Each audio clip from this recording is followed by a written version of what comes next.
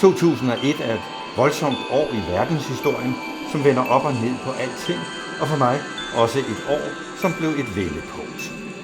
Og så lavede jeg en udstilling på Museet for Samtidskunst i Roskilde. En kæmpestor udstilling, som også byggede, som var materiale fra symfonien her, ideen med verdensrummet og fortællingen. Det her blev så en fortælling af en del af fortællingen, som senere hen også dukkede op i nogle af de bøger, jeg kom til at skrive. Men på Museet for Samtidskunst, der fik jeg begge 2 etager og opbyggede så en udstilling. Man kan se skitsen her. Når man startede udstillingen, så kom man ind i et rum, som lignede sådan en lidt gammeldags stue, med lidt klunkemøbler og billeder på væggene. Og der lå sådan et lag af støv hen over alting. Det var som om, det var blevet forladt. Og jeg havde også lavet en hel masse sorte kugler, papirskugler og sådan noget over det hele, så det også ud lidt som om, at der havde været en brand, men det var ligesom forladt. Og der var sket et eller andet, og når man så gik rundt og kom hen til møblerne, så kunne man høre, der var 2 stemmer, en mand og en kvinde. En gang med var de meget, meget glade for hinanden, en gang med var de op og skændes. Der var sådan en dirrende stemning af kommende katastrofe, og for vi havde også indbygget sådan en hjertebanken, lå der sådan under det hele, når man kom ind i rummet. Det var også for at skabe en uhygge. Og Charlie Morrow, som jeg jo har arbejdet med i flere omgange, han havde lavet den der lydside og blev bragt herover for at hjælpe mig med at lave det. Så kom man ind i et soveværelse, der var der også, sengen var uret, og der var de voldsomt op og skændt. Og så gik man bag, og så gik man ned gennem sådan en lang gang, der blev mørkere og mørkere og mørkere, og til sidst så kom man ind i et køkken, og det så ud som om der sådan flød, måske var det blod, der flød ned ad væggene, og den der hjertebanken blev voldsommere og voldsommere, og her var man ikke i tvivl, men her foregik der et eller andet meget dramatisk. Måske var der en, der blev slået ihjel, der var nogle voldsomme skrig, det var ubehageligt, man kunne ikke være der ret meget. Og så gik man ovenpå, der var der så lidt anden slags udstilling. Der stod en masse små montrer. I alle de her tv-montrer, der kørte mine små film med Gunnar, der satte sig på, kom til psykolog og betroede, som måske var det ham, der havde begået et eller andet frygteligt. Og i et rum bagerst, der kørte symfonien, hvor man så den gamle mand vandre hvileløst rundt. Min idé, det var jo, at han kunne ikke dø, fordi han var besat af det frygtelige, han havde begået. Og så var alle kasserne udstillet, så man kunne få lov at se dem. En fantastisk udstilling, som fik masser af utrolige anmeldelser. Så man kan sige, at de ting, som jeg fik lavet de her år, det var jo måske det bedste, jeg har lavet, som ikke er til børn. Symfonien og udstillingen og de små film. Jeg fik fat i noget materiale, hvor jeg kunne på en eller anden måde vriste mig løs af det, som der egentlig er jo mit grundmateriale, det at lave ting til børn. Og det måtte stadigvæk vente på sig, men jeg havde en følelse af, at der var gået hul på noget. Jeg havde fået adgang igen til mit meget, meget kreative indre, og jeg kunne skabe de her ting. Og jeg ved jo nu, når jeg ser tilbage, at så arbejdede jeg på symfonien i de næste 6 år, og igennem den proces, der lykkedes det mig så endelig at komme tilbage. Og måske var børnebogs Gunnar, som stadigvæk fløjtede rundt ude i det ydre rum, på vej tilbage. Jeg tror, jeg kunne mærke, at der var noget i grøde, og der optræder sågar også i nogle af de her bøger skitser med skrumpen, så skrumpen er også måske på vej tilbage. Men der skal alligevel gå 5 år, før at det forløser sig. Og i mellemtiden, så har jeg jo så gang i de her ting, og det er jo skønt. 2 studerende fra Københavns Universitet lavede et speciale om mig, og som en del af opgaven skabte de en hjemmeside, som blev min første hjemmeside, og senere får jeg TV2 Zulu til at hyre dem til at lave en film om mig. De følger mig i en periode, og da det er samtidig med, at udstillingen sættes op på Museet for Samtidskunst, blev det en stor del af materialet. Hjemmesiden kan stadig tilgås fra min side www.gunnarwille.dk. Det kan anbefales at besøge den, da den giver en udmærket gennemgang af mig og mine metoder på det tidspunkt. Han er en slags tegneseriernes Frank Zappa. Min mor græd, da hun så den. Han er stadigvæk sindssyg.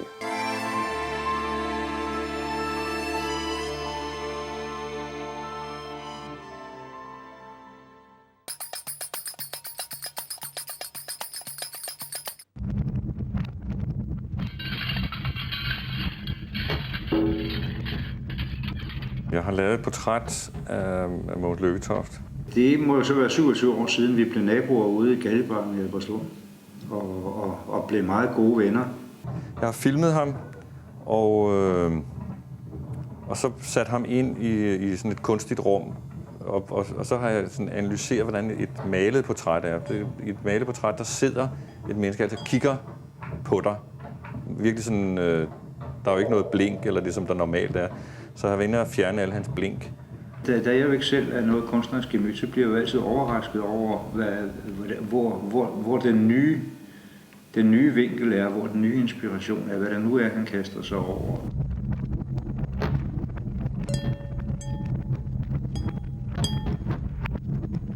Og så er portrættet bygget sådan op, at han sidder og ser, og så går han sådan ligesom lidt ind i sig selv og tænker, og så bliver hans ansigt erstattet af først hans barneansigt, og derefter, hvor han er 2 år gammel. Så man følger sådan kronologisk hans udvikling. Han er utrolig god til at gøre sig gældende i mange forskellige genrer. Der er jo meget, der er utrolig legende, ikke? Men der kommer alligevel sådan en undertone af, at manden har sgu tænkt over tilværelsens mysterier. Og kombinationen af de der fotografier og så og lyden skal meget gerne give den der fornemmelse af, at man er inde i sådan et erindringsfelt.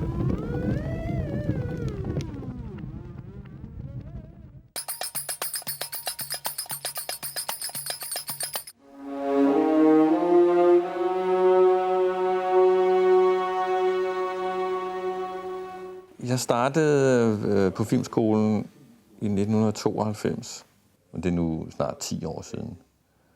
Og jeg finder selvfølgelig på noget andet at lave indimellem, men det er jo et fantastisk sted, Filmskolen. Det er jo, man kan slet ikke komme væk derfra, når man først er kommet ind. Og det tyder på, at med det netværk og med den uddannelse, som nu virkelig har vind i sejlene, og han samtidig kan udfolde sig i sit eget kunstneriske univers, så tror jeg, at han har fundet sit livs balance.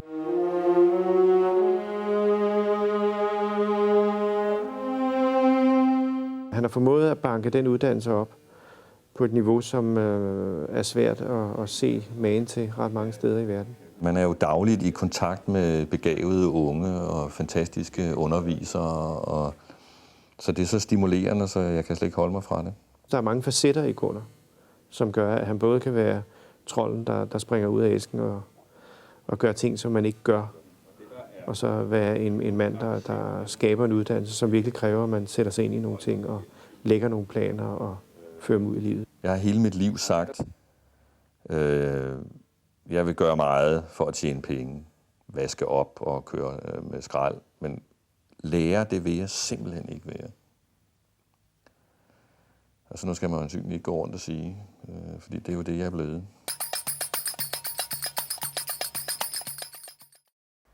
Og så er der verdenshistorien. Og der må jeg så sige, at nu sker der noget meget voldsomt. Jeg kan ikke komme i tanke om noget, der er voldsommere end det her, end andet end Cuba-krisen helt tilbage i starten af 60'erne. Fordi det kommer også meget, på en eller anden sær måde, kom det meget tæt på os alle sammen. I september 2001, den 11. september, var der 2 flyvere, der fløj ind i World Trade-bygningen i New York, og den sank i grus, og verden var lammet. Vi kan alle sammen huske, os der var der på det tidspunkt, vi kan alle sammen huske, hvor vi stod, hvad der skete, da vi første gang hørte om det her. For mig var det eftermiddag, jeg var på Filmskolen, jeg var ved at undervise, og jeg kommer ud i gangen, og så kommer der en løbende forbi og siger, der er nogle flyver, der er flået ind i World Trade-bygningen. Og jeg var bare, det er fake news. Men alligevel, så samledes vi omkring et tv-apparat på skolens bibliotek, og vi så den anden flyver flyve ind, og vi var fuldstændig lammede, og vi havde hørt, at der var en flyver mere, som var på vej mod Washington, og ville... Den blev så heldigvis... dem, der var ombord på den flyver, de fik overmandet kabrerne, men flyveren ramte jorden, og de døde alle sammen. Og det er jo også det, der er så fuldstændig forfærdeligt ved den her historie, det er, at det er nogle flykabrere, de Taliban-krigere, de kommer fra Afghanistan, de har kapret flyverne i New York, og flyver dem direkte ind med passagerer og det hele, og smadrer den her bygning. Et grusomt, voldsomt angreb, og USA, som jo godt nok deltog i de 2 verdenskrige, men med på lang afstand, og derfor ikke har haft en krig inde på livet siden borgerkrigen. Og vi var jo alle sammen lammede, også fordi det var på tv, vi sad hele aftenen og så, og man prøvede at analysere. Man kan godt sammenligne det lidt med det, der skete, da Rusland gik ind i Ukraine her. Og det er jo en oplevelse, vi alle sammen har meget tæt på os. Verden ser til med rædsel, hvad er det, der foregår, og man prøver at følge det, prøver at få billeder af det. Her var billederne, de kom jo live, de kom direkte. Der var jo øjeblikkeligt, der var jo folk, der filmede det, fordi på det tidspunkt var der jo også mobiltelefoner alle vejen. Der var folk, der filmede det, mens det skete, så der var billeder af det øjeblikkeligt, og vi var fuldstændig lammede, fordi vi fattede ikke, hvad det gik ud på. Vi troede, at det var et større angreb, det troede man også i USA. Al flyvning blev annulleret, man måtte ikke flyve, fordi man skulle finde ud af, om der var flere flyvere. Og langsomt fik man jo også dykket ned i, hvad det var, der foregik. Og her er endnu et eksempel på, hvordan fortiden rammer, fortiden bygger, skaber grundstenene til begivenheder, som finder sted senere hen. På samme måde som krigen i Ukraine jo er et resultat af, at Sovjetunionen brød sammen i starten af 90'erne. Og det samme kan man sige om 9/11, som det så er kommet til at hedde, 9/11, fordi det var jo den 11. september, at det her skete. Osama bin Laden, som var leder af Taliban, som er den der frygtelige, dybt muslimsk religiøse hær, som findes i Afghanistan. Og her skal vi så tilbage, fordi at Afghanistan har været et land fyldt med uro i mange, mange hundrede år. Og i 80'erne, der prøvede Sovjetunionen at rydde op i Afghanistan. De gik ind for at hjælpe de kommunistisk sindede afghanere og besatte Afghanistan, hvor der var en meget stor kommunistisk fraktion og en meget stor islamsk fraktion, som kæmpede om magten i landet, og kommunisterne bad Sovjetunionen om hjælp, så den sovjetiske hær gik ind i Afghanistan, og der startede så en meget, meget lang og meget, meget blodig krig. Og ligesom i Vietnam, så gik USA ind. De sendte så ikke en hær ind, de havde så brændt nallerne så voldsomt i Vietnam, så det var ikke noget, man ville udsætte sig selv for, men man hjalp den islamske fraktion i landet med våben og med økonomi, sådan at den kunne bekæmpe den sovjetiske hær. Så man kan sige, at på det tidspunkt blev det jo så en del af den kolde krig. Det udsprang af den gamle konflikt imellem den røde verden og den blå verden. Så kan man sige, nu har jeg malet den her nye verden gul. Så nu ligger der pludselig en stor gul klump og ulmer forbereder sig på en kommende meget stor krise. Men Taliban, som flygtede op i bjergene, de kunne bekæmpe den sovjetiske hær. De blev bare ved. Og her støttede Sovjet så et kommunistisk styre i Afghanistan, og derfor så støttede amerikanerne Taliban, som var det modsatte, og på den måde så skabte Taliban Bin Laden, som senere hen blev meget, meget vred på amerikanerne og begyndte at bekæmpe amerikanerne, fordi de ikke syntes, at de støttede dem på den rigtige måde, og også støttede nogle af de nabolandene. Så selvom Sovjetunionen havde trukket sig ud, så var der en meget stor vrede vendt mod amerikanerne, og det var det, der fik Bin Laden til at udtænke det her helt ufattelige angreb, hvor man gik ombord på flyverne, og man var kun bevæbnet med nogle små lommeknive og papirknive, og med dem kunne man trænge ind til piloterne og overtage flyverne, så med ganske få midler kunne man lave det her voldsomme angreb. Og her taler vi jo altså om altså hvor man jo angriber USA, som er den største militærmagt på jorden, så kan man angribe den med papirknive, og selvfølgelig fordi man er villig til at slå sig selv ihjel. Man sætter sig ind og flyver de der flyvere direkte ind i skyskraberne. Igen har talibanerne overvundet en kæmpe supermagt på grund af deres stædighed og evne til at overleve på en sten. Grusomme begivenheder. Og 2001 havde også en begivenhed, og det startede som sådan en jeg var jo fyldt med, at jeg skulle undersøge alting, og så tænkte jeg ved ikke, hvor jeg fik den mærkelige idé fra, jeg tænkte, man må tage til Nord-Norge, der er sol hele natten, så kan man male hele døgnet, og alle de andre kunstmalere tog til Frankrig, det synes jeg var malet ihjel. Jeg måtte finde nogle nye motiver, og så var det, jeg fik den der idé.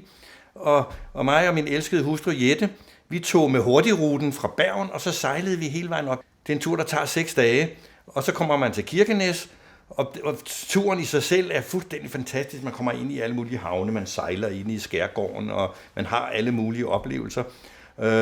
Og langsomt så bliver det jo mere og mere lyst, og til sidst så sejler man der i midnatssolen.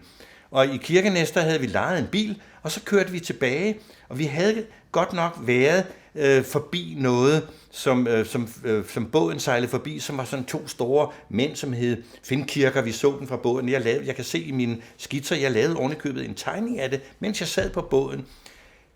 Det havde vi glemt. Vi kørte tilbage. Det tager 7-8 timer bare at køre fra Kirkenes og komme tilbage til den der halvø, som ligger ved siden af Nordkap-halvøen. Og der var der nogle andre ting, vi skulle besøge. Vi skulle se Gamvik, hvor der var et fyrtårn, og vi skulle til Meham, hvor der var verdens nordligste hotelværelse, som vi overnattede på. Og så den aller sidste dag, der kommer vi så til Kjøllefjord. Vi kommer ned i havnen, og der standser jeg bilen, og vi står ud, og så kigger vi ud. Det er en lille bitte fjord, og der stod så Finkirker derude, I kan se på billedet her.